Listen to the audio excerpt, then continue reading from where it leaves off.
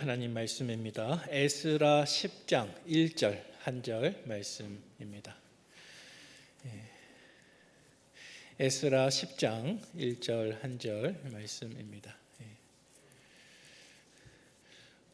혹시 제가 보는 모니터가 지금 꺼져 있나요? 알겠습니다. 네.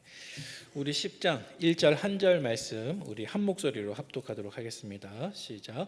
에스라가 하나님의 성전 앞에 엎드려 울며 기도하여 죄를 자복할 때에 많은 백성이 크게 통곡하매 이스라엘 중에서 백성의 남녀와 어린 아이의 큰 무리가 그 앞에 모인지라. 아멘.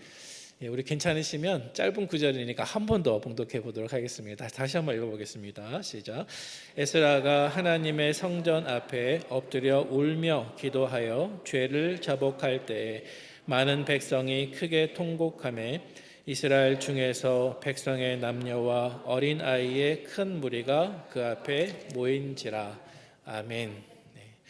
주일 오전 예배에 이어서 오후 예배 자리에 예배의 자리를 지키시는 우리 성도님들 환영하고 축복합니다. 오늘은 계속해서 에스라 말씀을 묵상하는 가운데 10장 1절 한 절 말씀을 짧게 묵상해 보도록 하겠습니다. 방금 우리가 한 절 말씀이므로 두 번 반복해서 읽었습니다마는 오늘 본문 말씀 속에서 우리가 가장 먼저 만나게 되는 것이 무엇입니까? 본문의 내용 가운데에서 우리가 가장 먼저 만나게 되는 것은 바로 에스라의 눈물입니다. 여러분 1절 상반절 말씀 한번 보시기 바랍니다. 이렇게 기록하고 있죠. 에스라가 하나님의 성전 앞에 엎드려 어떻게 해요? 울며 기도하여. 여러분 에스라가 지금 울고 있는데 눈물을 흘리는 이유가 무엇입니까? 죄를 자복하고 회개하기 위해서입니다. 또 두 번째로 여러분 오늘 본문 속에서 두 번째로 만나게 되는 또 다른 장면이 있는데요. 에스라의 눈물에 이어서 두 번째로 만나게 되는 또 다른 장면. 그것은 무엇입니까? 오늘 본문 말씀에 보면 백성들의 통곡 소리입니다. 1절 하반절 말씀에 기록하고 있습니다. 제가 한번 읽어보겠습니다. 많은 백성이 크게 통곡하며 이스라엘 중에서 백성의 남녀와 어린아이의 큰 무리가 그 앞에 모인지라. 지금 많은 백성들이 울고 있는 에스라 주변에 함께 모였습니다. 그들은 모두 비통해하고 있습니다. 오늘 본문 말씀에 보니까 크게 통곡하며 모인 무리 가운데 백성의 남녀뿐 아니라 심지어 어린 자녀들까지 함께 모여서 뭐 하고 있습니까? 눈물을 흘리고 있습니다. 여러분 에스라뿐 아니라 백성의 모든 남녀와 어린아이의 큰 무리까지 함께 모여서 눈물을 흘리고 있는 이유는 무엇입니까? 그들이 범한 죄를 회개하게 하기 위해서입니다. 그들은 어떤 잘못과 어떤 죄를 저질렀습니까? 지금까지 우리가 살펴본 것처럼 귀환한 유대 민족이 그곳에 살고 있었던 이방인들과 결혼하고 통혼한 것입니다. 우리는 지금까지 에스라 말씀을 쭉 살펴보면서 이방인들과 통혼하는 문제는 즉 혼합주의 신앙을 뜻하는 것이다. 이것을 여러 번에 걸쳐서 살펴보았습니다. 여러분 다시 한번 복습해 볼까요? 혼합주의 신앙이라고 하는 것은 어떤 신앙을 뜻하는 것입니까? 혼합주의 신앙이라고 하는 것은 하나님을 섬기지 않는 것이 아닙니다. 하나님을 분명히 섬깁니다. 혼합주의도 하나님을 섬깁니다. 그러나 문제가 있습니다. 무슨 문제입니까? 혼합주의 신앙은 한편으로는 하나님을 섬기지만 또 한편으로는 이 세상 방식 그대로 닮아가고 따라가는 삶의 방식을 가리켜서 우리가 혼합주의 신앙이라고 말을 하는 것입니다. 이것을 좀 더 쉽게 말하면 몸은 교회에 있고 입은 믿음을 말하는데 삶을 바라보면 세상을 여과 없이 받아들이는 모습입니다. 그래서 한편으로는 하나님을 믿고 또 한편으로는 세상이라고 하는 우상을 섬기는 것을 가리켜서 혼합주의 신앙이라고 말할 수가 있습니다. 여러분 우리가 읽은 오늘 이 짧은 한 절 본문 속에서 우리는 에스라의 눈물 그리고 온 백성들의 통곡 소리를 만나게 되는데요. 이렇게 에스라의 눈물과 모든 백성들의 통곡 속에서 우리가 발견하게 되는 한 가지 사실이 있는데 그것은 무엇이냐면 혼합주의 신앙은 하나님 앞에서 심각한 죄가 된다는 사실입니다. 여러분, 성도는 하나님과 세상을 함께 섬길 수 없는 것입니다. 여러분, 오늘 본문 속에 등장하고 있는 혼합주의 신앙의 배경을 한번 살펴보도록 하겠습니다.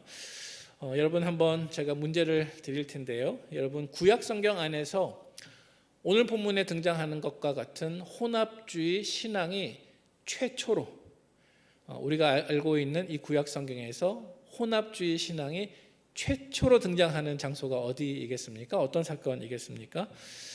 최초라고 했으니까 아마도 창세기 즈음으로 생각하시면 좋을 것 같습니다. 혼합주의적인 신앙의 모습이 인류 최초로 등장하는 것이 언제인가? 그 예로 창세기 6장 2절 말씀을 한번 생각해 볼 수 있습니다. 우리 자막이 보이시면 같이 한번 읽어보도록 하겠습니다. 시작. 하나님의 아들들이 사람의 딸들의 아름다움을 보고 자기들이 좋아하는 모든 여자를 아내로 삼는지라. 아멘. 사실 창세기 6장 2절 이 말씀은 해석하기가 굉장히 어렵습니다. 지금도 이 말씀이 어떤 뜻인지 그 의견이 분분합니다. 어떤 사람들은 이 말씀을 해석할 때 다소 신비적으로 해석하기도 합니다. 그래서 오늘 본문에 등장하는 구절 속에서 하나님의 아들들이 누구인가 해석하면서 어떤 일부 사람들은 타락한 천사들이라고 해석하는 사람들도 있습니다. 그래서 그렇게 해석하면 타락한 천사들과 사람들이 어떤 면에서 결혼하는 것처럼 해석하기도 합니다. 하지만 저는 개인적으로 그런 해석에 좀 과한 부분이 있다라고 생각합니다. 여러분, 이 말씀을 어떻게 해석하면 좋을까요? 하나님의 아들들이 사람의 딸들을 보고 자기가 좋아하는 모든 사람을 아내로 삼았다. 이 구절이 무엇을 말씀하고 있는 것이겠습니까? 이 구절을 어떻게 해석하면 좋을지 의견이 분분하지만 한 가지 해석 방법이 있습니다. 그 해석 방법은 무엇이냐면 이 구절 속에 하나님의 아들들을 경건한 셋의 후손들이라고 해석을 하는 것입니다. 가인이 아벨을 죽이고 세 번째 아들로 셋이 태어났지 않았습니까? 그리고 셋은 경건한 아들이었습니다. 그 셋의 후손들이라고 해석을 하는 것이고, 이 말씀 가운데 사람의 딸들이라고 하는 구절을 경건하지 않은 가인의 후손들이라고 해석을 하는 방법입니다. 그래서 이러한 방식으로 성경을 읽어보면 이 말씀은 곧 하나님의 아들들, 다시 말해서 경건한 셋의 후손들이 사람의 딸들, 다시 말해서 경건치 않은 가인의 자손들과 구분 없이 함께 섞이고 결혼하고 융화되는 모습을 보여주는 것입니다. 다시 말해서 혼합주의입니다. 마치 오늘 우리가 살펴보고 있는 에스라 본문 속에서 귀환한 유대 자손들이 이방인 딸들을 보고 그들을 아내로 삼고 며느리로 삼았던 상황과 어떻습니까? 똑같은 상황입니다. 그들은 함께 섞였고 또 서로 구분이 없게 되었습니다.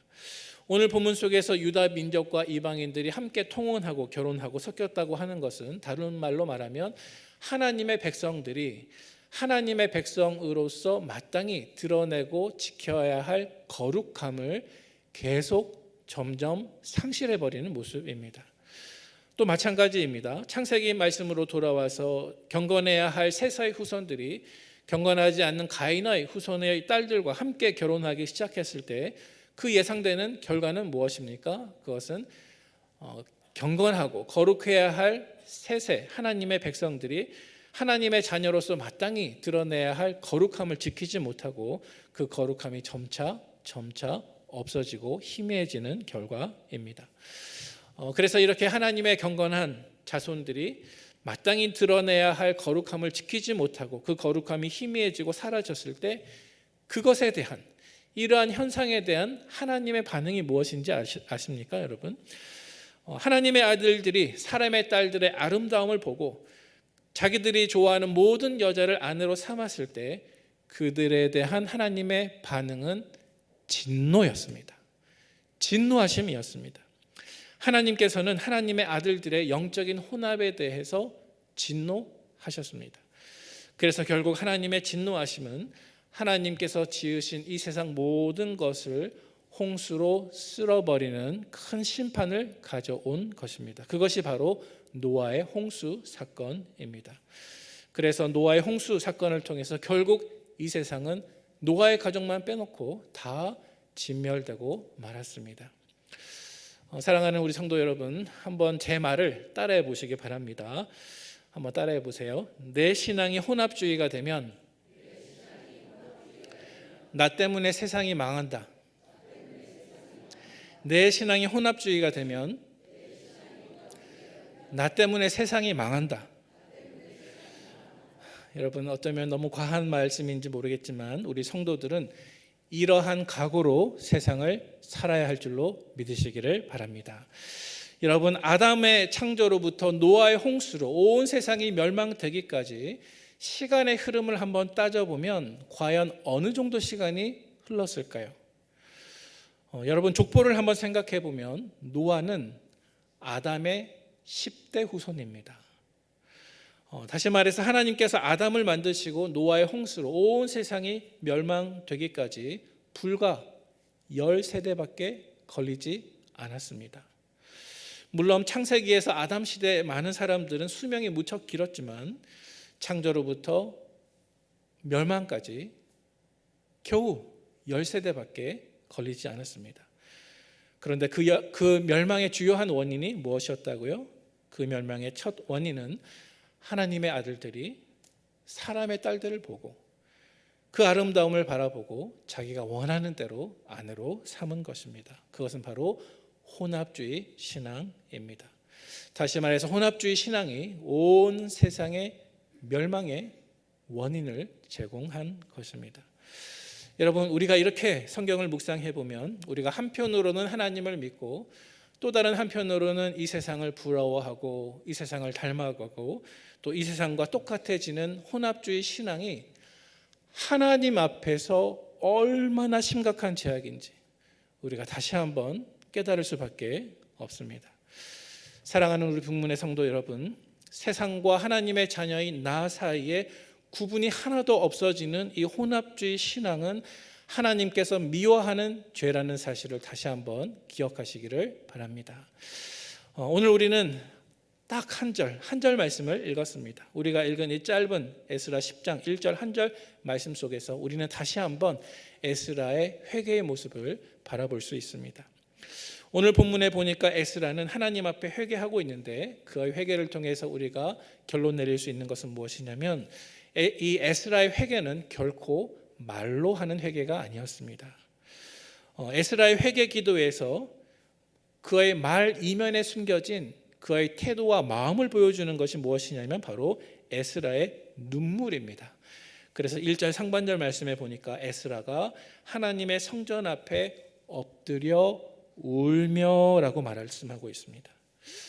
여러분, 때로는 한 사람의 말보다 그 사람의 몸짓이 더 많은 정보를 솔직하게 우리에게 전달하지 않습니까? 따라서 오늘 본문 속에서 에스라는 단순히 말이 아니라 눈물을 흘렸고 또 우리가 언젠가 살펴본 에스라 9장 3절 말씀을 눈으로 보시면 자기 민족의 범죄 사실을 들었던 이 에스라는 그 사실 앞에서 슬퍼하면서 자신의 속옷과 겉옷을 찢고 뿐만이 아니라 머리털과 수염까지 잡아 뜯는 장면을 우리가 관찰할 수가 있습니다. 여러분, 성경에서 어떤 사람이 극한 슬픔에 처했을 때 자기의 옷을 찢는 장면이 가끔 나오지 않습니까? 이것은 고대 근동 지방에서 슬픔을 표현하는 한 가지 방법이었습니다.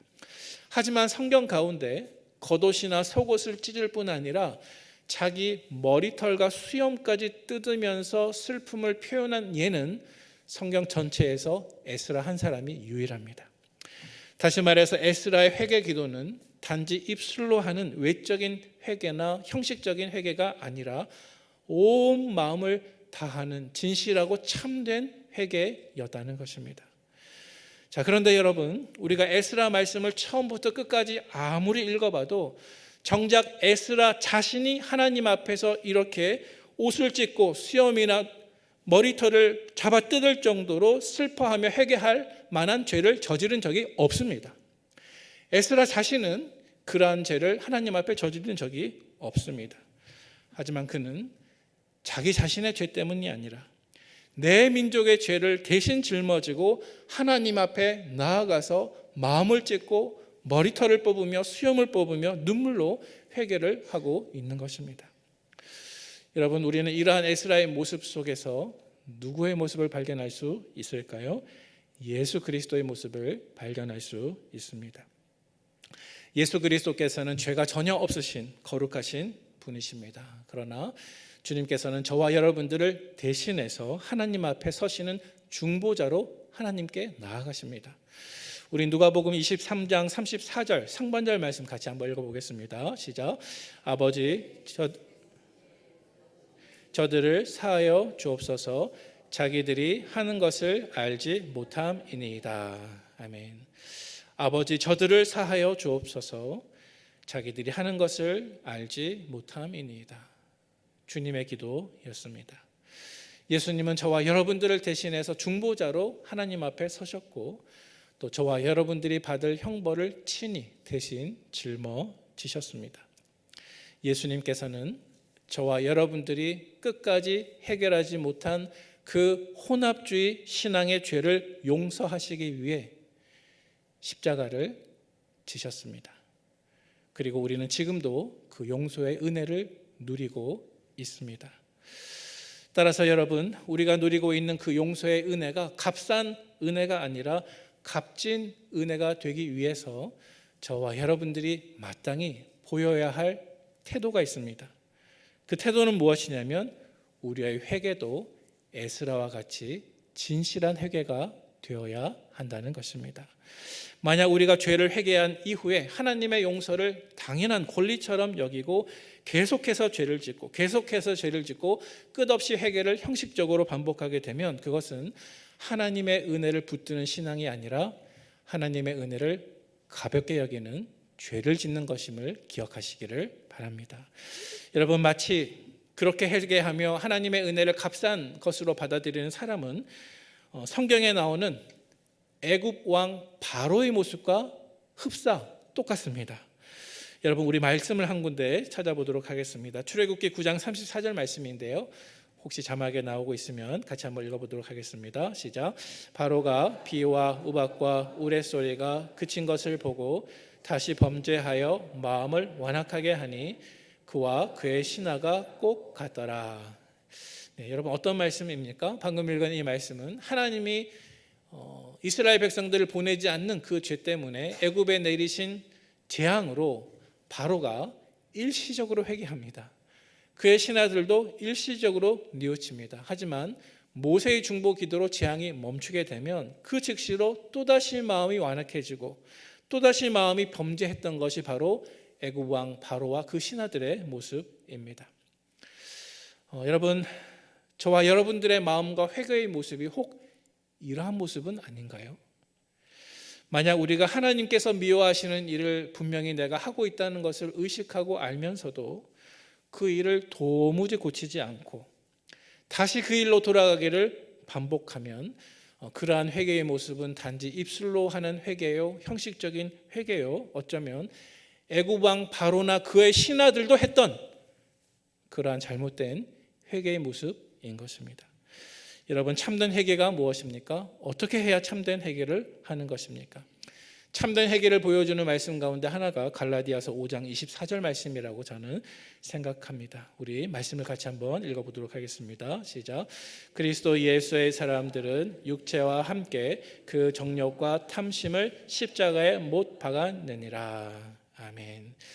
여러분, 이 말씀을 자막에 계속 띄워주시고요. 여러분, 이 말씀을 묵상할 때 가짜 회개는 무엇입니까? 가짜 회개는 예수님의 십자가의 은혜를 내가 이미 누리고 받았으면서도 또다시 회개하고 또다시 죄를 반복하고 또다시 죄를 끊지 못함으로 그 십자가 위에 예수님을 다시 못 박고 박으면 그것은 곧 가짜 회개가 될 것입니다.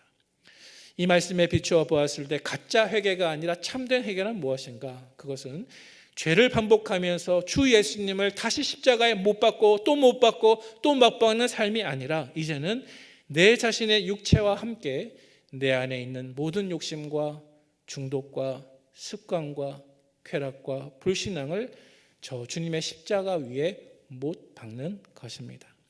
그래서 참된 회개는 말의 고백으로만 끝나는 것이 아니라 삶의 방향이 바뀌는 바로 그 자리에 참된 회개가 있는 줄로 믿으시기를 바랍니다. 이제 말씀을 정리합니다. 사랑하는 우리 북문의 성도 여러분, 저와 여러분들은 마치 애굽왕 바로와 같은 마음의 완악함에서 다 벗어납시다.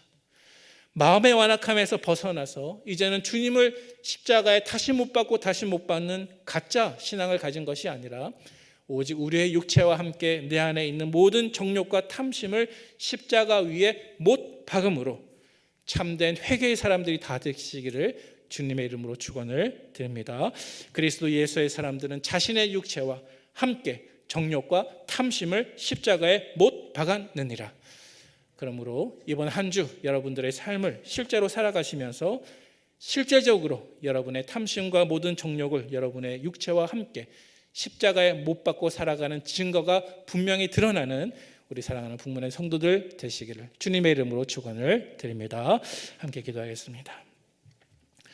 우리를 사랑하시는 하나님 아버지, 오늘 주님께서 예배하신 복된 주일에 하나님의 말씀 앞에 우리 자신들을 다시 한번 세워놓고 점검받게 하시니 감사를 드립니다. 말씀을 통해서 주님을 만납니다. 아버지 하나님, 우리가 이 땅에서 부족한 신앙생활 살면서 마치 하나님의 아들들이 사람의 딸들의 아름다움을 보고 자기들이 좋아하는 모든 여자를 아내로 삼았던 것처럼 하나님, 내 아내도 세상의 아름다움을 바라보고 그 세상의 아름다움에 마음이 뺏겨서 내 거룩함 지키지 못하고 내 신앙 섞여버리고 혼탁한 상황에 있다고 한다면 아버지 하나님, 우리의 죄 또한 눈물로 회개하는 진실한 회개자가 다 될 수 있도록 인도하여 주시옵소서. 하나님, 에스라와 같이 눈물을 흘리게 하시고 에스라 주변에 모였던 온 백성 남녀와 심지어 어린아이까지 통곡했던 이 회개의 모습이 우리 북문교회로부터 출발하도록 인도하여 주시옵소서. 참된 개혁의 삶을 살아가며 참 회개의 삶을 살아가서 내 신앙 형식적인 신앙생활 또 혼란이 있는 혼합된 신앙생활이 되지 말도록 인도하여 주시고 주님께서 사랑하신 경건한 세서의 후손과 같이 온전하고 거룩한 신앙생활 잘 유지하는 우리 북문의 모든 성도들 될 수 있도록 주님 친히 축복하여 주시옵소서. 예수님의 귀하신 이름으로 감사하며 기도하옵나이다. 아멘. 이제는 우리 구주 예수 그리스도의 은혜와 하나님 아버지의 크신 사랑과 성령님의 교통하심이 죄와 싸우되 피 흘리기까지 싸우기를 마음속에 다시 한번 다짐하며 내 속에 세상 것 있으면 다 버리고 눈물로 회개하고 하나님 앞에 정결함 받아 거룩한 하나님의 백성답게 이 땅을 신실하게 살기를 다짐하는 사랑하는 북문의 모든 성도들 머리 위에 지금부터 영원토록 함께 있을지어다. 아멘.